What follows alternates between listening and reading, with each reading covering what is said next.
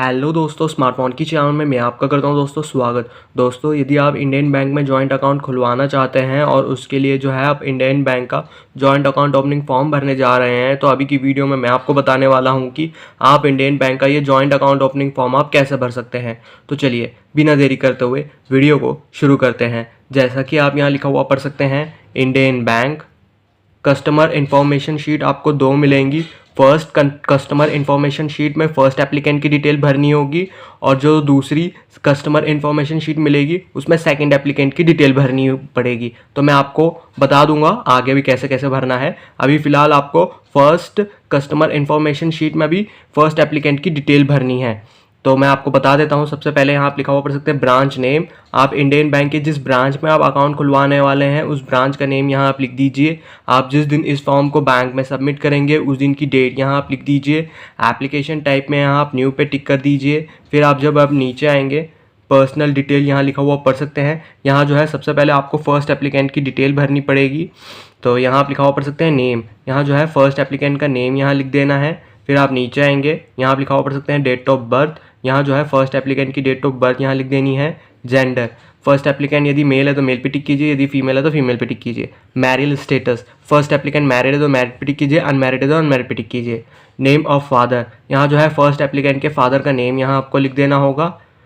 First applicant illiterate है तो yes पे टिक कीजिए, इलिटरेट नहीं है तो नो पे टिक कीजिए। नेशनलिटी में यहाँ आपको इंडियन पे टिक कर देना है। कंट्री नेम में यहाँ आपको इंडिया लिख देना है। ऑक्यूपेशन, फर्स्ट एप्लीकेंट का जो भी ऑक्यूपेशन आता है उस हिसाब से यहाँ टिक कर देना होगा। फर्स्ट एप्लीकेंट की मंथली इनकम क्या है वो यहाँ आपको लिख देनी होगी। फर्स्ट एप्लीकेंट का रिलीजन क्या है उस हिसाब से यहाँ टिक करना होगा।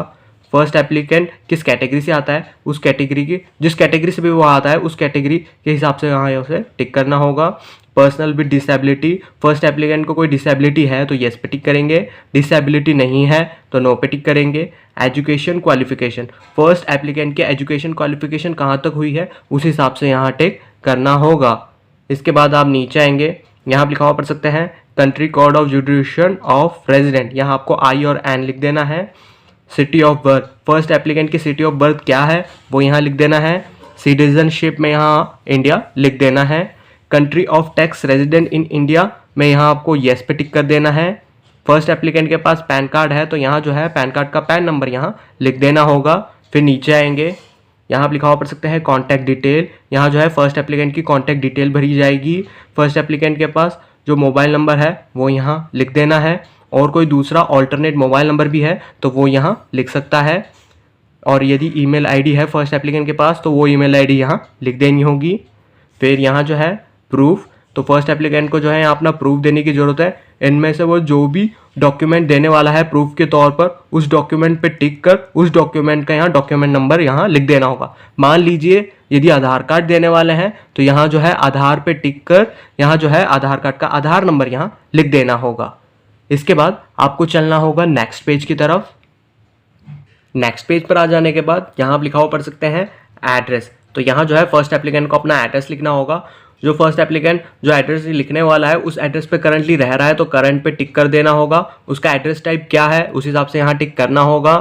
फिर यहाँ जो है फर्स्ट एप्लीकेंट को अपना एड्रेस यहाँ लिख देना है। एड्रेस लिख देने के बाद यहाँ सिटी यहाँ लिख देना है, यहाँ स्टेट यहाँ लिख देना है, यहाँ पिन कोड यहाँ लिख देना है। फर्स्ट एप्लीकेंट ने जो ऊपर एड्रेस लिखा है वही एड्रेस वो नीचे लिखने वाला है तो सेम एज करंट पे टिक कर यहाँ जो है एड्रेस यहाँ लिख देना है। एड्रेस लिख देने के बाद यहाँ सिटी यहाँ लिख देना है, यहाँ स्टेट यहाँ लिख देना है, यहाँ पिन कोड यहाँ लिख देना है। इसके बाद जब आप नीचे आएंगे तो यहाँ आप लिखा हुआ पढ़ सकते हैं डिक्लेरेशन। इस डिक्लेरेशन को जरूर पढ़ लेंगे। डिक्लेरेशन को पढ़ लेने के बाद फर्स्ट एप्लीकेंट यहाँ अपनी फ़ोटो यहाँ लगा लेगा और फर्स्ट एप्लीकेंट यहाँ अपने सिग्नेचर यहाँ कर देगा। यहाँ प्लेस यहाँ लिख देंगे। आप जिस दिन इस फॉर्म को बैंक में सबमिट करेंगे उस दिन की डेट यहाँ लिख देनी होगी। और ये जो नीचे का पोर्शन है फॉर ऑफिस यूज़, इसमें आपको कुछ भी नहीं करना है। इसके बाद जैसा कि मैंने आपको बताया था कि आपको दूसरी कस्टमर इन्फॉर्मेशन शीट मिलेगी जिसमें जो है सेकंड एप्लीकेंट की डिटेल भरनी होगी। तो मैं आपको बता देता हूं। सबसे पहले जो है आप इंडियन बैंक की जिस ब्रांच में आप अकाउंट खुलवाने वाले हैं उस ब्रांच का नेम यहाँ लिख देना होगा। आप जिस दिन इस फॉर्म को बैंक में सबमिट करेंगे उस दिन की डेट यहाँ लिख देनी होगी। एप्लीकेशन टाइप में यहाँ न्यू पे टिक कर देना है। यहाँ जो आप पर्सनल डिटेल लिखा हुआ पढ़ रहे हैं इसमें सेकेंड एप्लीकेंट की डिटेल भरी जाएगी। नेम, यहाँ जो है सेकंड एप्लीकेंट का नेम यहाँ लिख देना है। सेकंड एप्लीकेंट की डेट ऑफ बर्थ क्या है वो यहाँ लिख देनी है। सेकंड एप्लीकेंट जेंडर में यदि वो मेल है तो मेल पे टिक कीजिए, यदि यह फीमेल है तो फीमेल पे टिक कीजिए। सेकंड एप्लीकेंट की मैरिड है तो मैरिड पे टिक कीजिए। सेकंड एप्लीकेंट अनमैरिड है तो अनमैरिड पे टिक कीजिए। नेम ऑफ फादर, यहाँ जो है सेकंड एप्लीकेंट के फादर का नेम यहाँ लिख देना है।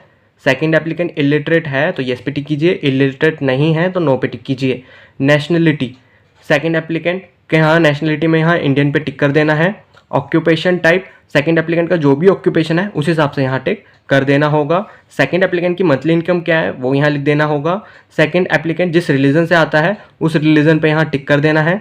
सेकंड एप्लीकेंट जिस कैटेगरी से आता है वो जो जिस कैटेगरी से भी आता है वो उस कैटेगरी पे यहाँ टिक कर देना है। Personal with disability, second applicant को कोई डिसेबिलिटी है तो येस पे टिक कीजिए, डिसेबिलिटी नहीं है तो नो पे टिक कीजिए। एजुकेशन क्वालिफिकेशन, सेकंड एप्लीकेंट की एजुकेशन क्वालिफिकेशन कहाँ तक हुई है उस हिसाब से यहाँ टिक करना है। फिर आप नीचे आएंगे, यहाँ आप लिखा हुआ पढ़ सकते हैं city of birth, second applicant की सिटी ऑफ बर्थ क्या है वो यहाँ लिख देना है।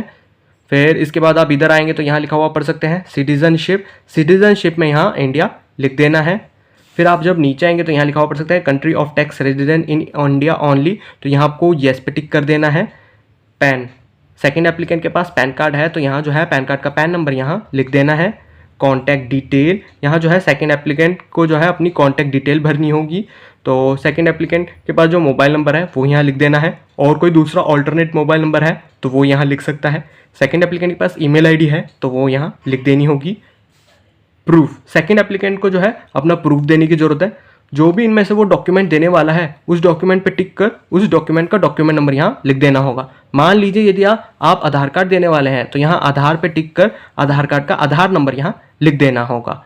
इसके बाद आपको चलना होगा नेक्स्ट पेज की तरफ। नेक्स्ट पेज पर आ जाने के बाद जो है सेकंड एप्लीकेंट को अपनी एड्रेस डिटेल फिल करनी होगी, जो एड्रेस वो यहाँ लिखने वाला है उस एड्रेस पर करंटली रह रहा है तो करंट पे टिक कर देना होगा। सेकंड एप्लीकेंट का एड्रेस टाइप क्या है उस हिसाब से यहाँ टिक करना होगा।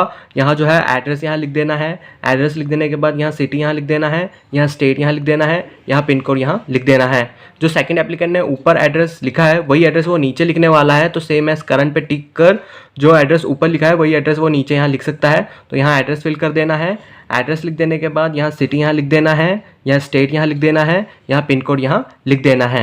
इसके बाद आप नीचे आएंगे, डिक्लेरेशन, इस डिक्लेरेशन को जरूर पढ़ लेंगे। फिर यहाँ जो है सेकंड एप्लीकेंट की फ़ोटो लगेगी, सेकंड एप्लीकेंट को यहाँ अपने सिग्नेचर यहाँ कर देने हैं, यहाँ प्लेस यहाँ लिख देना है, और आप जिस दिन इस फॉर्म को बैंक में सबमिट करेंगे उस दिन की डेट यहाँ लिख देनी होगी। और यहाँ लिखा हुआ पढ़ सकते हैं फॉर ऑफिस यूज़, ये जो नीचे का पोर्शन है बैंक के अधिकारी भरेंगे, इसमें आपको कुछ भी नहीं भरना है। इसके नेक्स्ट पेज पर आ जाने के बाद यहाँ आप लिखा हुआ पढ़ सकते हैं इंडियन बैंक। आप जिस दिन इस फॉर्म को बैंक में सबमिट करेंगे उस दिन की डेट यहाँ आपको लिख देनी है। टाइप ऑफ अकाउंट में यहाँ सेविंग बैंक अकाउंट में यहाँ टिक कर देना है। Mode of operation, joint account खुलवाने के यहाँ बहुत सारे ऑपरेशन मिल जाते हैं, तो मैं आपको बता देता हूँ इन ऑपरेशंस के बारे में। आइदर और सर्वाइवर में क्या होता है, जब भी जॉइंट अकाउंट खुल जाएगा तो कभी भी अकाउंट से पैसे निकालने होंगे तो फर्स्ट एप्लीकेंट या सेकंड एप्लीकेंट कोई भी जॉइंट अकाउंट में से पैसे निकाल सकता है। और जॉइंटली ऑपरेटेड में क्या होता है कि कभी भी जॉइंट अकाउंट से पैसे निकालने होंगे तो फर्स्ट एप्लीकेंट और सेकंड एप्लीकेंट के दोनों की सिग्नेचर की जरूरत पड़ेगी, तभी ही अकाउंट जॉइंट अकाउंट में से पैसे निकाल पाएंगे। एनीवन और सर्वाइवर में क्या होता है कि दो एप्लीकेंट से ज़्यादा जॉइंट अकाउंट खुलवा रहे हैं तो ये उसके लिए कॉलम है। और फॉर्मर और सर्वाइवर में कोई एक ही एप्लीकेंट उस जॉइंट अकाउंट को यूज़ कर सकता है। तो आप देख लीजिए कि आप कौन सा जॉइंट अकाउंट खुलवाना चाहते हैं, उस हिसाब से यहाँ टिक कीजिएगा। सर्विस रिक्वायर्ड, तो सर्विस रिक्वायर्ड में दोनों जॉइंट एप्लीकेंट्स को एटीएम कार्ड चाहिए तो येस पे टिक कर दीजिए, और जो एटीएम कार्ड के ऊपर जो नेम चाहिए वो यहाँ लिख दीजिए। चेकबुक चाहिए तो येस पे टिक कीजिए, नहीं चाहिए तो नो पे टिक कीजिए। इंटरनेट बैंकिंग की सुविधा चाहिए तो येस पे टिक कीजिए, दोनों एप्लीकेंट को चाहिए तो येस पे टिक कीजिए, और नहीं चाहिए तो नो पे टिक कीजिए। एसएमएस अलर्ट की सुविधा चाहिए तो येस पे टिक कीजिए। फ़ोन बैंकिंग की सुविधा चाहिए, येस पे टिक कीजिए, नहीं चाहिए तो नो पे टिक कीजिए। मोबाइल बैंकिंग की सुविधा चाहिए तो येस पे टिक कीजिए, नहीं चाहिए तो नो पे टिक कीजिए। पासबुक रिक्वायर्ड में यहाँ येस पे टिक कर दीजिएगा। इसके बाद जब आप नीचे आएंगे तो इन कॉलम्स में आपको कुछ भी नहीं भरना है। इसके बाद आपको चलना होगा नेक्स्ट पेज की तरफ। नेक्स्ट पेज पर आ जाने के बाद यहाँ आप लिखा हुआ पढ़ सकते हैं form DA1 nomination form. First applicant और सेकंड एप्लीकेंट को अपना नेम यहाँ लिख देना है। इंडियन बैंक के जिस ब्रांच में जॉइंट अकाउंट खुलवा रहे हैं उस ब्रांच का नेम यहाँ लिख देना है। आप नॉमिनी को पासबुक पे प्रिंट कराना चाहते हैं तो यहाँ टिक कर दीजिए। टाइप ऑफ डिपॉजिट में यहाँ जॉइंट अकाउंट लिख दीजिए। Detail of nominee, first applicant और सेकंड एप्लीकेंट मिलकर जिसे नॉमिनी बना रहे हैं उस नॉमिनी का नेम यहाँ लिख देना है।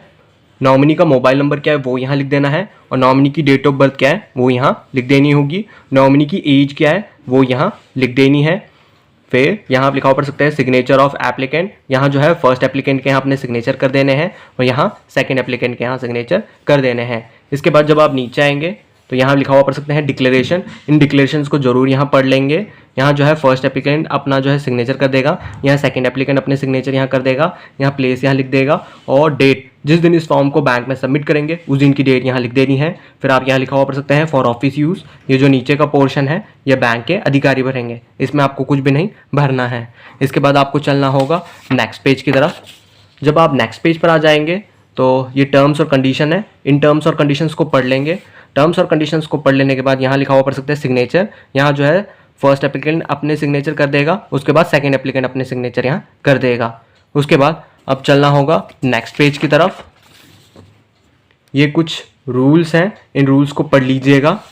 रूल्स को पढ़ लेने के बाद फिर यहाँ लिखा हुआ पढ़ सकते हैं सिग्नेचर, तो यहाँ जो है फर्स्ट एप्लीकेंट को अपने सिग्नेचर यहाँ कर देने हैं, फिर सेकंड एप्लीकेंट को अपने सिग्नेचर यहाँ कर देने हैं। ये सारी चीज़ें कर देने के बाद इस फॉर्म में और कुछ नहीं भरना है। तो आशा है दोस्तों अभी की वीडियो में मैंने आपको जो जानकारी दी है आपको पसंद आई होगी। वीडियो आयो पसंद तो यार लाइक ज़रूर कीजिएगा, दोस्तों के साथ शेयर कीजिएगा इस वीडियो को, और अभी तक आपने सब्सक्राइब नहीं किया है स्मार्टफोन की चैनल को तो प्लीज़ सब्सक्राइब कर दीजिएगा स्मार्टफोन की चैनल को, साथ ही घंटे को भी दबा दीजिएगा आने वाली हर लेटेस्ट वीडियो की जानकारी के लिए। तो अभी की वीडियो में इतना ही। वीडियो देखने के लिए धन्यवाद।